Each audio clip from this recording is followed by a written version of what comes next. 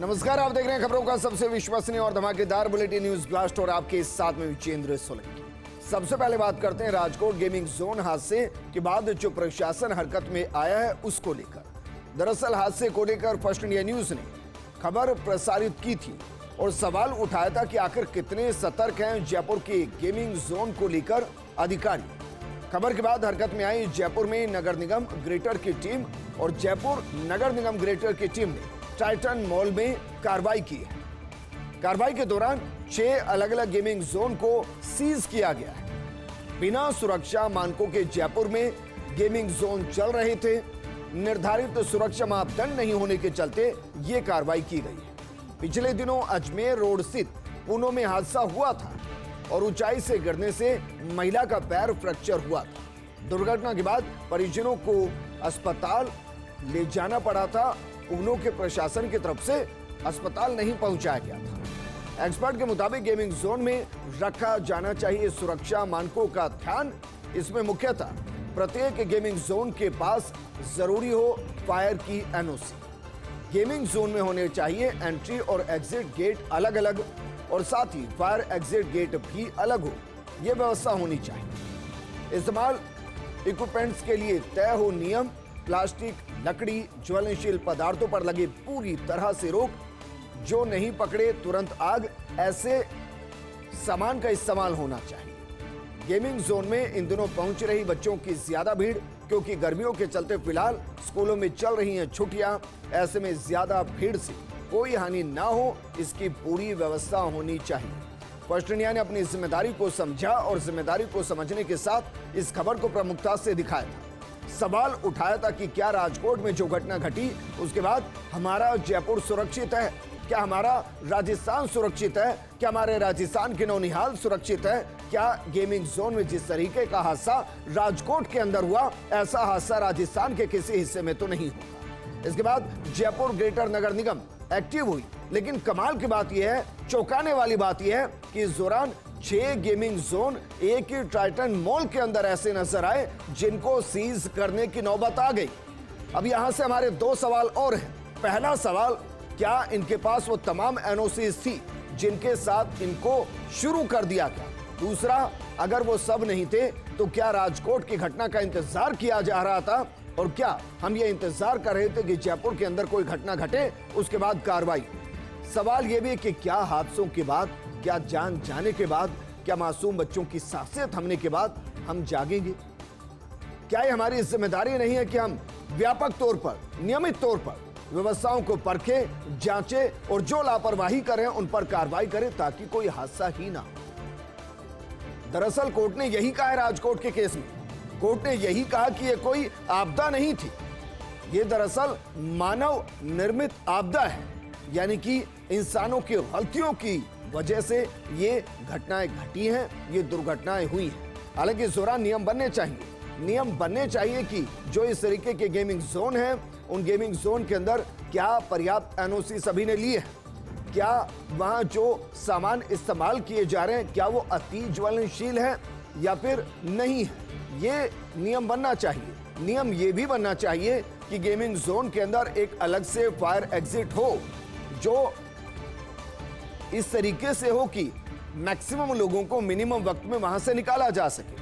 व्यवस्था ये भी होनी चाहिए कि एंट्री गेट अलग से हो और एग्जिट गेट अलग से हो, लेकिन ऐसी व्यवस्था दिखाई नहीं देती, क्योंकि मॉल के अंदर एंट्री और एग्जिट आपको लगभग गेमिंग जोन में एक ही जगह से नजर आएगी। उसके अलावा कुछ ऐसी भी घटनाएं घटती हैं जिसमें बच्चों को चोट पहुंचती है। इस तरह भी ध्यान देने की जरूरत, क्योंकि ये चलन बहुत तेजी से बढ़ा है। क्योंकि जिस तरीके से लोग मल्टी स्टोरीज बिल्डिंग के अंदर रह रहे हैं, वहां बच्चों के लिए एक्टिविटीज करना बेहद मुश्किल होता है और इसलिए जो छुट्टी का दिन होता है उस दिन परिवार उनको गेमिंग जोन में लेकर जाते हैं और एक बड़ी तादाद आपको नजर आती है। और फिलहाल तो गर्मी की छुट्टियां चल रही हैं। गर्मी की छुट्टियों में मैक्सिमम बच्चों को गेमिंग जोन की तरफ लेकर जाया जाता है और वहां फिर इस तरीके के अगर हादसे होंगे तो फिर जिम्मेदार कौन होगा? जिस तरीके से सीज की कार्रवाई की गई है, पूरे राजस्थान भर के अंदर जो गेमिंग जोन है उनकी एक जांच होनी चाहिए, रिपोर्ट तैयार होनी चाहिए और ये पता होना चाहिए प्रशासन को कि कहां कि इस गेमिंग जोन के अंदर क्या लापरवाही, क्या कमियां और उनको सुधारने का मिनिमम वक्त उनको देना चाहिए, वरना सीज की कार्रवाई करनी चाहिए। जयपुर से ही संचालित होंगी हज की सभी फ्लाइट्स। एयरलाइंस और हज कमेटी के बीच वार्ता के बाद यह फैसला हुआ है। हज कमेटी चेयरमैन अमीन कागजी के प्रयास से उजात की परेशानी दूर हुई है।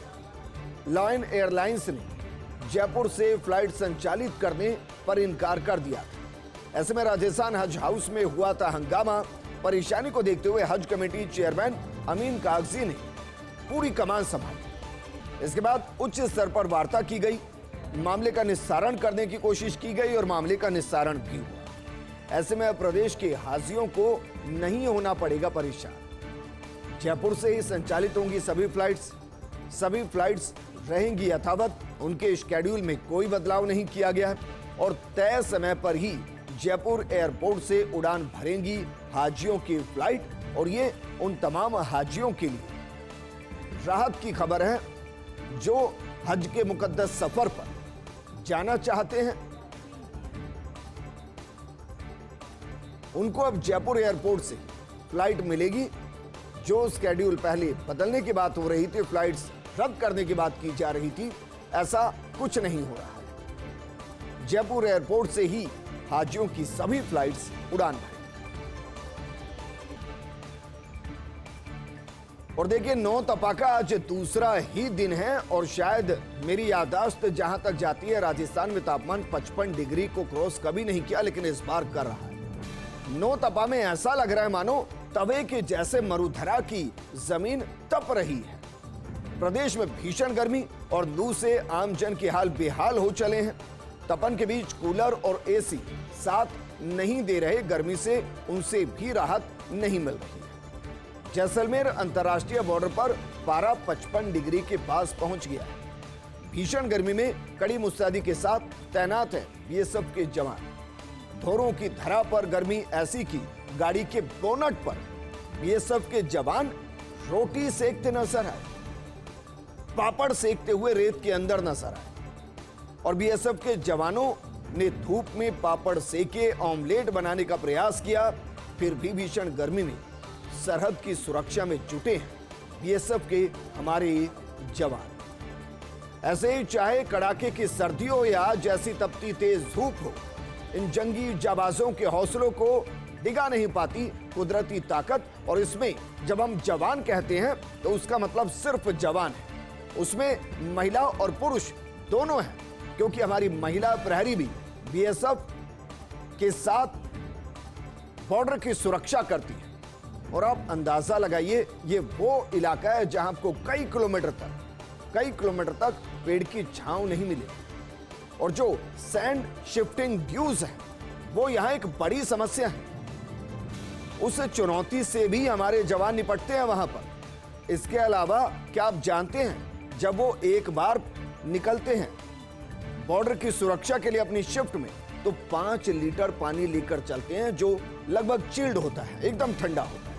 लेकिन जब वो अगले गंतव्य तक पहुंचते हैं तो पानी उबलने लगता है। अब सोचिए किस विषम परिस्थिति में वो हमारी सीमा की सुरक्षा करते हैं। इसके अलावा हालांकि सेना की तरफ से उन्हें ग्लूकोन डी दिया जाता है। इसके अलावा उनको ऐसे वस्त्र दिए जाते हैं जो कम से कम गर्मी को जिस्म तक पहुंचने दे। साथ में जूते ऐसे होते हैं कि जो मिट्टी है, जो रेत है, उसकी गर्मी पैरों को परेशान ना करे।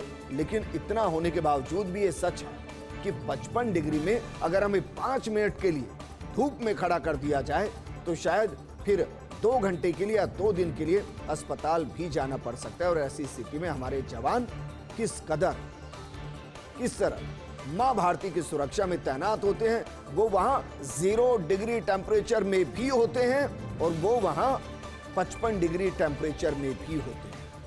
वो सुबह भी तैनात होते हैं, वो रात में भी तैनात होते हैं। और कभी आपको लगे कि सेना की ड्यूटी करना कितना मुश्किल है, तो कभी बॉर्डर इलाके में जाइए और देख कर आइए कि सुबह से लेकर और अगली सुबह तक किस तरीके से हमारे जवान तैनात होते हैं और कैसे विषम परिस्थिति में काम कर रहे होते हैं। 1 मार्च से अब तक 1205 करोड़ रुपए मूल्य की अवैध सामग्री जब्त की गई है। आचार संहिता लागू होने के बाद से राजस्थान में रिकॉर्ड जब्ती की गई। 12 जिलों में 40 करोड़ रुपए से ज्यादा मूल्य की वस्तुएं नगद राशि जब्त की गई है। 16 मार्च से अब तक एजेंसियों द्वारा पकड़ी गई वस्तुओं की कीमत 1100 करोड़ रुपए से ज्यादा। 1 मार्च से 12 जिलों में 40 करोड़ रुपए से ज्यादा की संदिग्ध वस्तुएं जब्त की गई। आप अंदाजा लगाइए सिरोही, क्योंकि बॉर्डर इलाका है, यहां पर 70.80 करोड़ रुपए जब्त किए गए। जयपुर से 68.59 करोड़ रुपए, जबकि झुंझुनू से 58.37 करोड़ रुपए, भीलवाड़ा से 56.81 करोड़ रुपए, गंगानगर से 54.79 करोड़ रुपए, जोधपुर से 54.67 करोड़ रुपए, जबकि चूरू से 53 करोड़ 79 लाख रुपए, बाड़मेर से 44 करोड़ 47 लाख रुपए की अवैध सामग्री जब्त की गई है। 1 मार्च से अब तक करीब 43 करोड़ रुपए जब्त किए गए हैं, और ये नकदी हम बता रहे हैं जो कैश में नोटों के जरिए जो जब्त की गई है। इसके अलावा क्या क्या जब्त हुआ है अंदाजा लगाइए। 257 करोड़ 35 लाख रुपए की ड्रग्स से जब्त की गई, जबकि 49 करोड़ 36 लाख रुपए से ज्यादा की कीमत की शराब जब्त की गई है, अवैध शराब जब्त की गई। करीब 75 करोड़ 70 लाख रुपए के सोने चांदी जैसी कीमती धातुओं की भी जब्ती की गई। इसके अलावा 789 करोड़ 32 लाख रुपए से ज्यादा कीमत की अन्य सामग्री जब्त की गई है।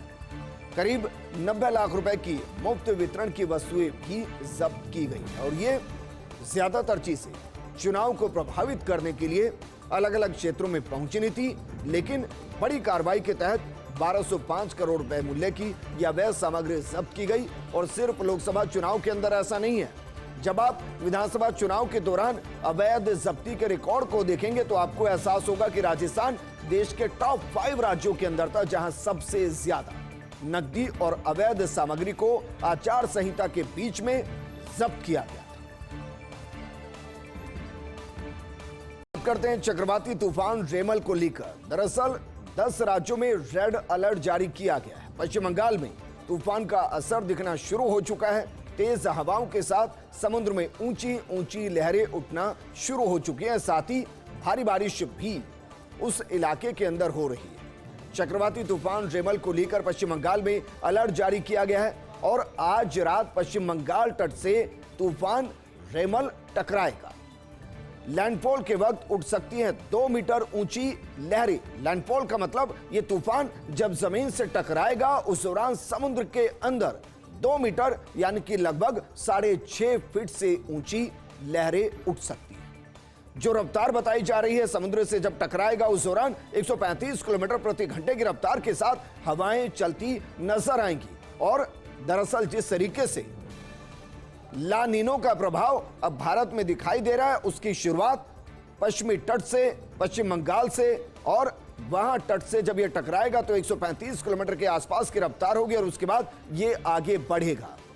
लेकिन इस बार ला नीनो इफेक्ट की वजह से देश के अंदर जो अनुमान है वो 110% बरसात का अनुमान है। दरअसल भारत के अंदर जो बारिश होती है वो 2 वजह से होती है। एक, पैसिफिक सी के अंदर जिस तरीके की घटनाएं घटती हैं वहां से जो ला नीनो प्रभाव होता है उसकी वजह से जो पश्चिम द्वार है वहां से बरसात का आगमन होता है जो तटीय इलाकों से होता है। दूसरा, वेस्टर्न डिस्टर्बेंस की वजह से जो अरेबियन सी, अरब सागर के अंदर वहां से जो प्रभाव शुरू होता है वो राजस्थान में गुजरात से लगते इलाकों से फिर एंट्री लेता है। फिलहाल जो पश्चिम बंगाल से जो तूफान शुरू हो रहा है, रेमल जो शुरू हो रहा है, वो दरअसल ला नीनो इफेक्ट है। और कहा जा रहा है कि इस बार बरसात जमकर होगी, और हम राजस्थान से तो हमें पता है कि बरसात होनी चाहिए, क्योंकि बरसात की हमें बहुत ज्यादा जरूरत है। तो चक्रवाती तूफान रेमल के दस्तक आज और बांग्लादेश और इससे सटे पश्चिम बंगाल के तटों से ये तूफान टकराने वाला है। आज देर शाम तक गंभीर हो जाएगा चक्रवाती तूफान, और चक्रवात के कारण 120 किलोमीटर प्रति घंटे की रफ्तार, या कहें कि 120 से 136 किलोमीटर प्रति घंटे की रफ्तार से हवा चल सकती है। एनडीआरएफ, सेना, नौसेना और कोस्ट गार्ड को अलर्ट किया गया है।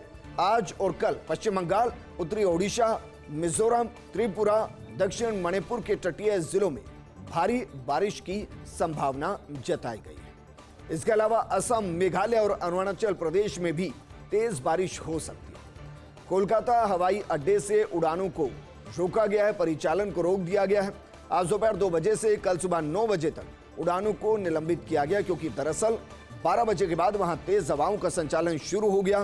तटीय इलाके के अंदर लहरें उठनी शुरू हो गई, और क्योंकि कहा जा रहा है कि रात को ये तूफान तट से टकराएगा, जब इसका लैंडफॉल होगा उस दौरान 120 से 135 किलोमीटर प्रति घंटे के आसपास की इसकी रफ्तार रहेगी, और जो समुद्र में लहरें उठेंगी वो लगभग 2 मीटर से ऊंची उठेंगी। एहतियात के तौर पर उड़ानों को रद्द कर दिया गया है, निलंबित कर दिया गया है, और अब ये सुबह 9 बजे से वापस सही होंगी उड़ानें। हालांकि हम ये कह रहे हैं कि हो सकता है कि अगर सुबह तक स्थिति सही ना हो तो शायद इस वक्त को और ज्यादा बढ़ा दिया जाए, लेकिन कहिए कि देश के अंदर मानसून दस्तक दे रहा है।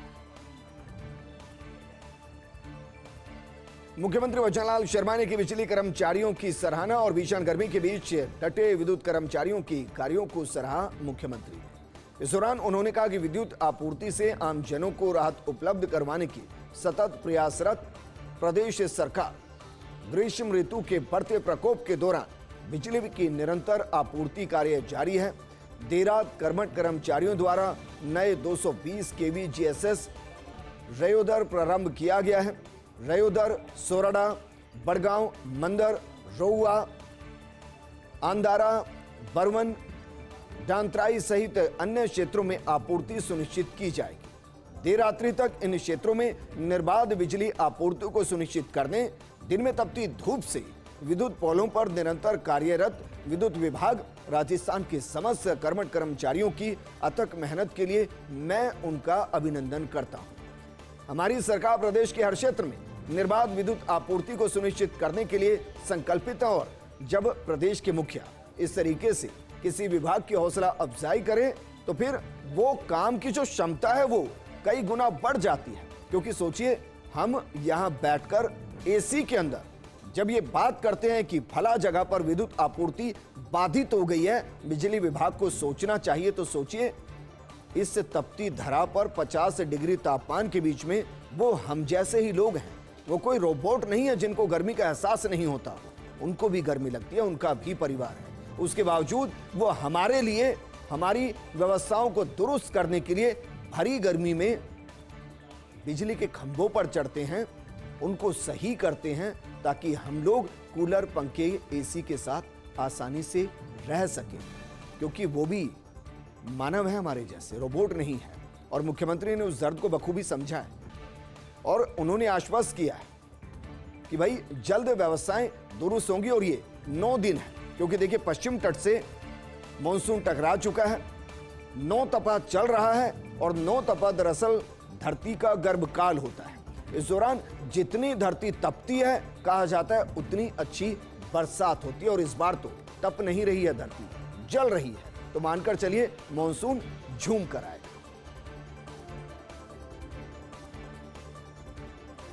आईपीएल 2024 सीजन का फाइनल मुकाबला आज होगा। कोलकाता नाइट राइडर्स और सनराइजर हैदराबाद के बीच में ये भिड़ंत होगी। चेन्नई के चपक मैदान में शाम 7:30 से आमने सामने दोनों टीमें होंगी। सुपर संडे पर सुपर महामुकाबला नजर आएगा, और आईपीएल इतिहास के 2 सबसे महंगे प्लेयर्स के बीच भी ये जंग है।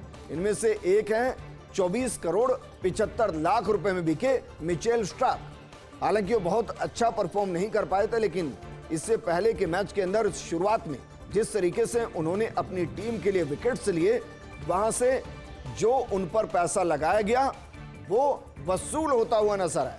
जबकि दूसरी तरफ है कोलकाता में मौजूद जिस तरीके से, और 20 करोड़ 50 लाख रुपए में खरीदे गए हैं पैट कमिंस, और वो हैदराबाद की कमान संभाल रहे हैं।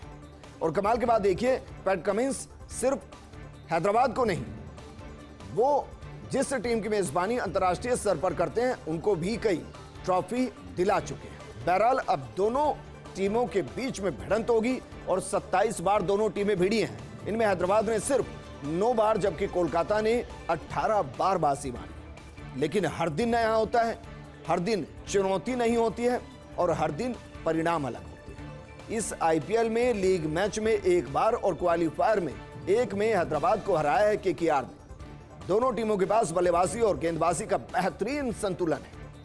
आज बारिश हुई तो कल रिजर्व डे पर यह मैच खेला जाएगा। फाइनल मुकाबला कल भी बारिश से नहीं हुआ तो पॉइंट से table topper KKR by default champion बने। इस बुलेटिन में फिलहाल इतना ही, लेकिन आप बने रहिए फर्स्ट इंडिया न्यूज के साथ, क्योंकि खबरों का सिलसिला लगातार जारी है। नमस्कार।